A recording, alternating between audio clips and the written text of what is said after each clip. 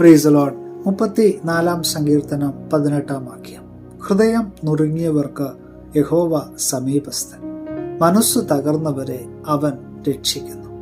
അനുഗ്രഹിക്കപ്പെട്ട നല്ല ദിവസത്തിനായി നമുക്ക് സ്തോത്രം ചെയ്യാം. ആരുടെ ഹൃദയമാണ് നുറുങ്ങാത്തതായിട്ട് ഉള്ളത്?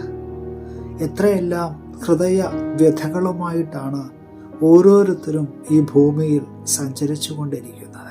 ശാരീരികമായ പ്രയാസങ്ങളാൽ, രോഗത്തിൻ്റെ പ്രയാസങ്ങളാൽ, സാമ്പത്തികമായ ഞെരുക്കങ്ങളാൽ, ജോലിയുടെ പ്രയാസങ്ങൾ, അങ്ങനെ എത്രയെത്ര തകർന്നും നുറുങ്ങിയുമിരിക്കുന്ന ഹൃദയഭാരത്തോടെയാണ് നാം ഓരോരുത്തരും ഈ ജീവിതയാത്രയിൽ മുന്നേറിക്കൊണ്ടിരിക്കുന്നത്. യേശു കർത്താവ് ഉപമ പറയുകയാണ്, പരീശനും ചുങ്കക്കാരനും കൂടി പ്രാർത്ഥിക്കുവാനായിട്ട് പോവുകയാണ്. ചുങ്കക്കാരൻ തൻ്റെ ഹൃദയ ഭാരത്തോടെ സ്വർഗത്തിലോട്ട് പോലും നോക്കാതെ ഇങ്ങനെ ഉറക്കെ നിലവിളിച്ചുകൊണ്ട് പ്രാർത്ഥിക്കുകയാണ്. പരീശൻ പ്രാർത്ഥിക്കുമ്പോൾ താൻ ചെയ്ത നന്മ പ്രവൃത്തികളൊക്കെ താൻ വിളിച്ചു പറയുന്നുണ്ട്.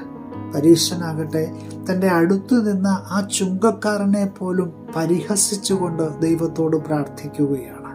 പക്ഷേ ദൈവം പ്രാർത്ഥന കേട്ടത് ആരുടെയായിരുന്നു?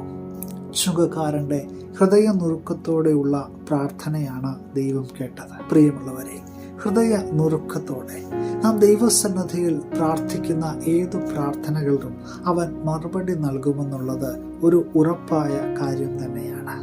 നമ്മുടെ പ്രാർത്ഥനകൾ ഏറ്റവും തീവ്രവും തീഷ്ണവുമാകുന്നത് നാം പ്രതിസന്ധികളുടെ അന്ധകാരത്തിൽ കൂടി കടക്കുമ്പോഴാണ്.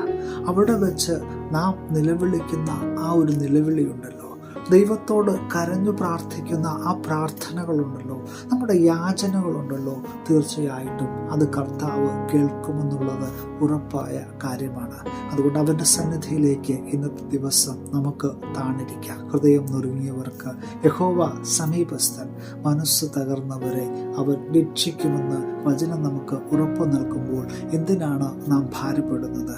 ഈ പുതിയ ദിവസവും ദൈവകരങ്ങളിലേക്ക് നമ്മുടെ ജീവിതത്തെ സമർപ്പിക്കാം.